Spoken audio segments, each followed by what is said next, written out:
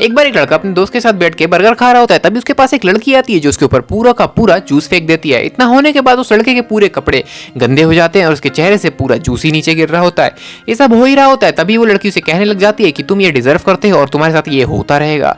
इतना होने के बाद वो लड़का तुरंत अपना चेहरा साफ करता है और उस लड़की से कहता है, मैं तो तुम्हें जानता भी नहीं हूँ, आखिर तुम मेरे साथ ये सब कर क्यों रही हो। इतना होने के बाद लड़की कुछ जवाब नहीं देती और वहां से तुरंत चली जाती है। लड़का जैसे तैसे करके अपने आप को साफ करता है, तभी वहां के काम करने वाली एक वेट्रेस आ जाती है और कहने लग जाती है, सर प्लीज हमारे बैठे हुए कस्टमर्स को बिल्कुल भी परेशान नहीं करिए, आपकी वजह से काफी दिक्कतें पैदा हो रही है।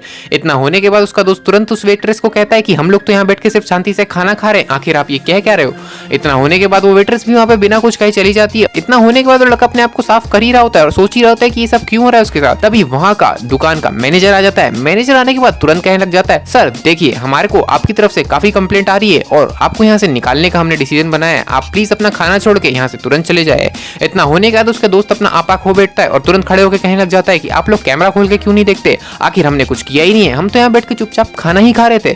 इतना होने के बाद मैनेजर उसे तुरंत कहता है कि देखिए सर आपके खिलाफ कंप्लेंट आई है, इसलिए आपको यहाँ से जाना पड़ेगा। इतना होने के बाद उनके पास कोई ऑप्शन बचता नहीं है, तो वो तुरंत स्टोर से बाहर निकलते हैं। जैसे ही वो दुकान से बाहर निकलते हैं तभी सामने एक पुलिस की गाड़ी आ जाती है। उन लोगों को कुछ आइडिया नहीं होता कि एक्चुअली में हो क्यों रहा है। तभी उस लड़के के पास पुलिस ऑफिसर आता है और उतने में वो लड़की भी पीछे से आ जाती है जिस लड़की ने उसके ऊपर जूस फेंका था और कहने लग जाती है, यही है वो आदमी जिसने मेरे ऊपर जूस फेंका है, इसे तुरंत गिरफ्तार करके पुलिस स्टेशन ले जाओ। और पुलिस ऑफिसर फिर उसके कपड़ों को देखता है जो कि काफी गंदे होते हैं और वो समझ जाता है कि शायद इसी ने कुछ काम किया होगा जिस वजह से लड़की ने पुलिस बुलाई है। वो तुरंत उसके हाथ में हथकड़ी डालता है और उसे अपनी कार की बैक सीट में बिठा देता है। इतना होने के बाद उसका दोस्त तुरंत रेस्टोरेंट के अंदर चला जाता है जहाँ पे वो खड़ी हुई लड़की उसे ऐसे घूर रही है जैसे उसने सही में कुछ बड़ा काम कर दिया हो उसके साथ, जो कि गलत हो। इतना होने के बाद पुलिस वहां से जा ही रही होती, तभी उसका दोस्त सारे स्टाफ को और मैनेजर को लेकर तुरंत बाहर आ जाता है जहाँ पे वो कैमरा रिकॉर्डिंग दिखाते हुए पुलिस ऑफिसर को कहने लग जाते हैं कि ये दोनों तो शांति से बैठे ही हुए थे, एक्चुअली में इनने कुछ किया ही नहीं है, यही लड़की है जिसने इनके ऊपर जूस फेंका था और इन पे झूठे एग्जाम लगा रही है। ये सुनने के बाद पुलिस ऑफिसर सब समझ जाता है कि यहाँ पे हो क्या रहा है। इतना होने के बाद लड़की तुरंत कहने लग जाती है कि इस लड़के ने मुझे धोखा दिया था और ये चीज ये डिजर्व करता है, इसके साथ ऐसा होना चाहिए। इतना सुनने के बाद पुलिस ऑफिसर बिना कुछ देखे तुरंत उस लड़के से हाथ से हथकड़ी निकालता है